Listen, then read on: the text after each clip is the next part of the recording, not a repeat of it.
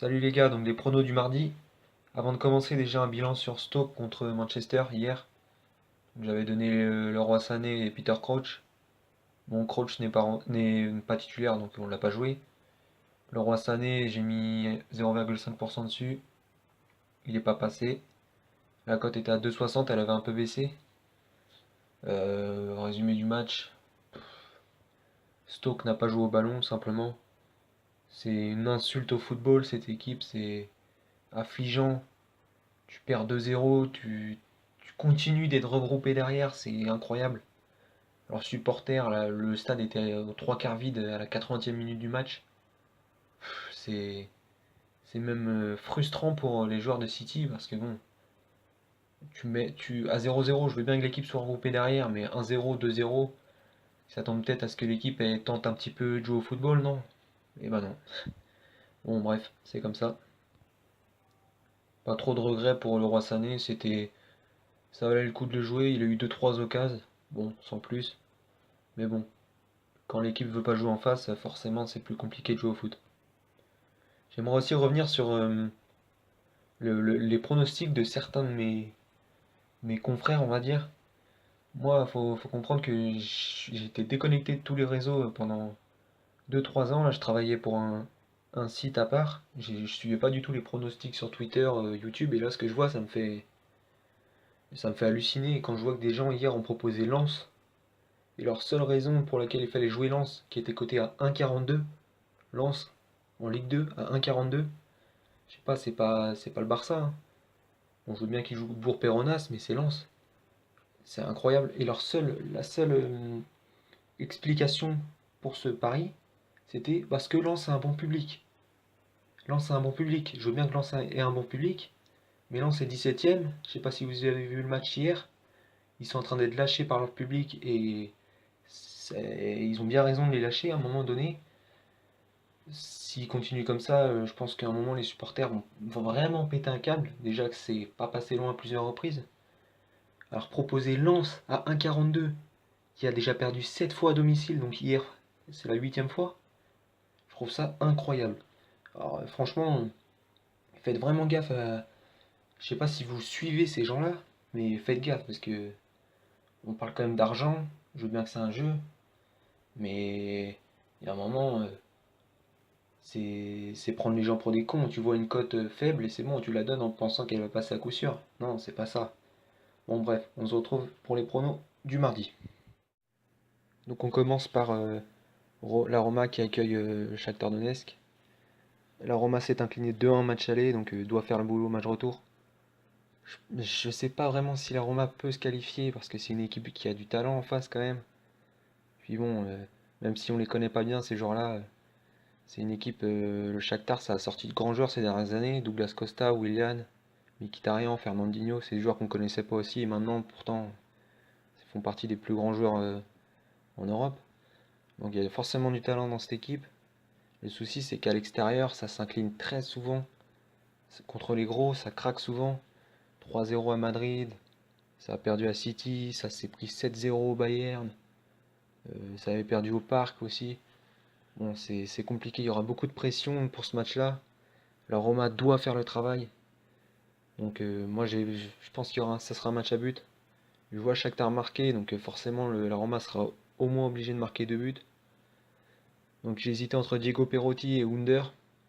J'ai pris Under, tout simplement parce que je pense que le talent il est plus chez ce joueur-là que chez Diego Perotti qui a déjà 29 ans. Under il a 20 ans, il vient de Turquie. L'année dernière j'ai regardé un peu les buts qu'il a marqués. C'est des buts à Beşiktaş, un doublé à Beşiktaş, un doublé sur la pelouse du Fenerbahçe. Donc le gars a des couilles quand même, à 20 ans. C'est lui qui a marqué au match aller. Je pense que c'est un joueur du style Mohamed Salah, si vous voyez un petit peu. Il peut passer de l'arrêt à... Il a une capacité d'accélération incroyable. Regardez les buts qu'il a mis. C'est incroyable. Il a un coup de rein. C'est assez abusé à cet âge-là d'éliminer aussi facilement. Donc il est coté à 2,90. Je pense que la Roma va gagner 3-1 ou un truc comme ça. Et il aura des occasions de marquer, ça me paraît évident. Donc Under à 2,90, 0,5%. Alors ensuite United contre Séville. Je voulais rien prendre pour ce match-là parce que l'équipe de Mourinho est tellement dégueulasse à voir jouer. Et c'est le pire Mourinho de l'histoire pour moi. La façon dont joue United, c'est dégueulasse. Autant l'Inter, Chelsea, ça attaquait un minimum. Là, au match aller, c'était incroyable. Je crois que Séville a fait une trentaine de frappes, 25 frappes. Donc voilà, je pense que ils peuvent pas jouer de la même manière. En plus, ils sont chez eux, évidemment. Je pense que United va gagner à l'expérience. La victoire à Liverpool a fait du bien quand même dans la tête parce qu'ils ont quand même gagné 2-1 contre une équipe qui est très en forme, qui joue très bien au foot. Un peu dans le même style que Séville d'ailleurs, même en plus fort quand même. Donc je pense qu'ils vont faire le boulot. Séville, je pense qu'ils ont laissé passer leur chance au match aller, hein. Ils ont loupé trop d'occasions. De Gea a encore été incroyable. Donc comme je vous l'ai dit, je voulais pas prendre de buteur parce que Sanchez et Lukaku étaient trop faibles. Mais Rashford reste sur un doublé. C'est lui qui a marqué les deux buts contre Liverpool. Il est coté à 3,50 chez PMU encore. Donc pareil, il a 20 ans. La différence, elle vient souvent de lui, que j'ai remarqué. Les deux matchs à domicile en Ligue des Champions où United galérait contre Moscou et contre Bâle, il me semble, c'est lui qui a été mettre les deux buts de la victoire. Il a marqué contre City aussi, donc c'est pareil. Il y a des joueurs dans les grands matchs, c'est plus les mêmes. Et je pense que Rashford, c'est pas du tout ce genre de joueur-là, justement. On le voit, il marque beaucoup dans les grands matchs, donc côté à 3,50, je pense que sur le papier, United est favori à Séville. Côté un joueur comme ça à 3,50, c'est un cadeau. Donc 0,5% également. Donc ensuite en D2 anglaise, donc Brentford accueille Cardiff. Brentford qui doit gagner parce que c'est leur dernière chance de jouer le playoff. Ils sont à 8 points du 6ème.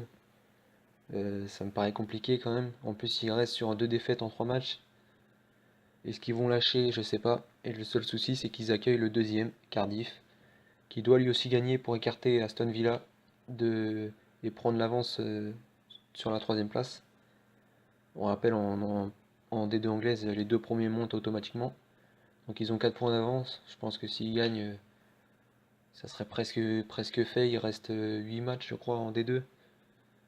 Donc moi je les vois peut-être pas gagner, mais en tout cas au moins marquer. Donc Kenneth Zohore, le buteur, côté à 3. Il a marqué 6 buts cette saison. C'est pas énorme, mais il en a marqué 12 la saison dernière. Et la stat qui est intéressante, c'est qu'il a joué 2 fois dans sa carrière à Brentford. Les 2 fois il a marqué. Donc c'est un terrain qu'il aime bien. J'aime bien regarder ces stats-là. Il est coté à 3. S'il serait coté à 2,50, je le prendrais pas, mais il est coté à 3. Donc il y a une grosse value sur ce bet. 3, 0,5%. Ensuite, Ipswich accueille Hull City. Donc Ipswich, c'est pareil, c'est un peu comme Brentford. Je pense que c'est mort pour la montée. Et Hull City a que 6 points d'avance sur le premier non relégable. Hull City, c'est une bonne équipe, hein. Ils étaient en première ligue l'année dernière. Et je pense que devant, ils viennent de récupérer Hernandez, qui était leur meilleur buteur. Il y a du bon joueur dans cette équipe. Je pense qu'ils auront les occasions de marquer. Je les vois même gagner, donc quand je regarde les codes des buteurs, c'est assez intéressant à jouer. Je vais jouer à Harry Wilson, qui est prêté par Liverpool. Il a mis 15 buts avec la réserve de Liverpool en début de saison. Ils l'ont prêté là à Hull City. Et il a mis 2 buts en 5 matchs, en sachant qu'il était titulaire. Donc il est coté à 4,20, c'est assez intéressant. Confiance, mais c'est un joueur qui a 20 ans.